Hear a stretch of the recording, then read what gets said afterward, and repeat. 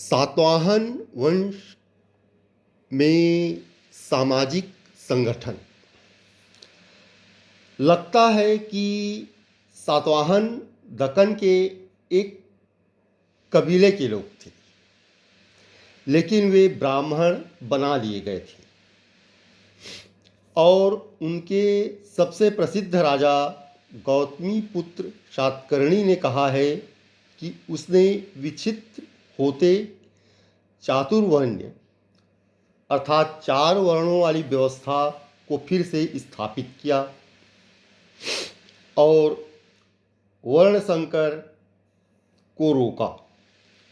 जैसे वर्णों और विभिन्न जातियों के सम्मिश्रण, इस वर्ण संकर को रोका। उसने ऐसा दावा किया। स्पष्टतः वर्ण संकर का यह संकट शकों के प्रवेश से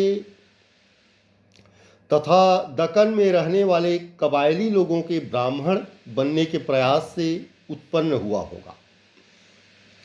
लेकिन जब शकों और सातवाहनों के बीच वैवाहिक संबंध स्थापित होने लगे, तब शकों का क्षत्रिय के रूप में हिंदू समाज में प्रवेश आसान हो गया। इसी प्रकार बौद्ध भिक्षुओं ने देशी कबायली लोगों का बौद्धीकरण किया। इस कार्य के लिए बौद्ध भिक्षुओं को भूमि दान देकर प्रेरित किया गया कि वे पश्चिमी दक्कन में कबीलों के बीच बस जाएं।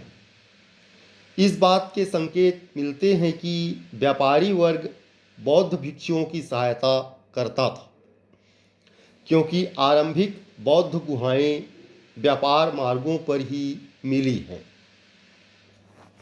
ब्राह्मणों को भूमि दान या जागीर देने वाले प्रथम शासक सातवाहन ही हुए। वैसे सातवाहनों ने भले ही अपने आप को ब्राह्मण माना, लेकिन ब्राह्मणों को भूमि दान और जागीर भी सातवाहनों ने ही दिया। हालांकि इस प्रकार का दान बौद्ध भिक्षुओं को दिए जाने के उदाहरण अधिक मिलते हैं। शासन करना धर्मशास्त्र के अनुसार क्षत्रियों का कर्तव्य है, परंतु सातवाहन शासकों ने अपने को ब्राह्मण कहा। गौतमी पुत्र तो अभिमान पूर्वक कहता है कि सच्चा ब्राह्मण वही है। चूंकि आंध्रों को आरंभिक सातवाहनों से अभिन्न माना गया है, अतः संभव है कि वे दोनों एक ही स्थानीय कबीले के थे और ब्राह्मण धर्मावलंबी हो गए। उत्तर के कट्टर ब्राह्मण लोग आंध्रों को वर्ण संकर मानकर हीन समझते थे। इससे यह प्रतीत होता है कि आंध्र लोग कबायली मूल के थे और ब्राह्मणिक समाज में एक वर्ण संकर के रूप में गृहीत हुए। ये कुछ प्रमाण है कि आंध्र या सातवाहन वंश आरंभ में कबायली थे, लेकिन जब राज सत्ता उनके हाथ में आई, तब उन्होंने अपने को ब्राह्मण के रूप में स्थापित किया। इनके काल में, सातवाहनों के काल में, शिल्प और वाणिज्य में हुई उन्नति के फलस्वरूप इस काल में अनेक वणिक और शिल्पी चमक उठे। वणिक लोग अपने अपने नगर का नाम अपने नाम से जोड़ने लगे। शिल्पी और वणिक दोनों ने बौद्ध धर्म में निमित्त उदारतापूर्वक दान दिए। उन्होंने स्मारक व शिलापट्टिकाएं स्थापित की। शिल्पियों में गांधिकों का नाम दाता के रूप में बारंबार उल्लिखित है। गांधिक वे शिल्पी कहलाते थे जो इत्र आदि बनाते थे, जैसा कि नाम से ही स्पष्ट है। गांधिक, गंध से बना हुआ यह शब्द गांधिक। और ये शिल्पी वो थे जो इत्र बनाते थे, इत्र का निर्माण करते थे। बाद में इस शब्द का अर्थ व्यापक हो गया और हर प्रकार के दुकानदार के लिए यह शब्द प्रयुक्त होने लगा। वैसे ये केवल इत्र बनाने वालों के लिए आरंभ में प्रयुक्त होता था, लेकिन बाद में यह शब्द व्यापक हो गया और सभी दुकानदारों के लिए प्रयुक्त होने लगा। आज का उपनाम गांधी इसी प्राचीन शब्द से निकला है।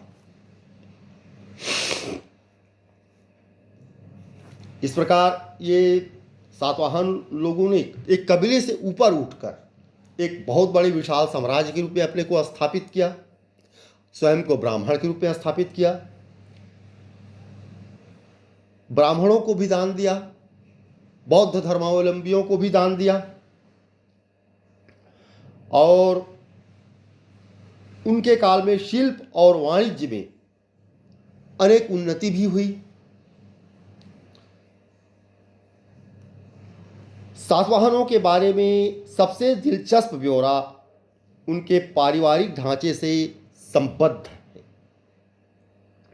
उत्तर भारत के आर्यजनों के समाज में पिता का महत्व माता से अधिक था और अब तक हम उत्तर भारत के जिन राजाओं की चर्चा कर चुके हैं वे सभी पितृतंत्रात्मक समाज के थे,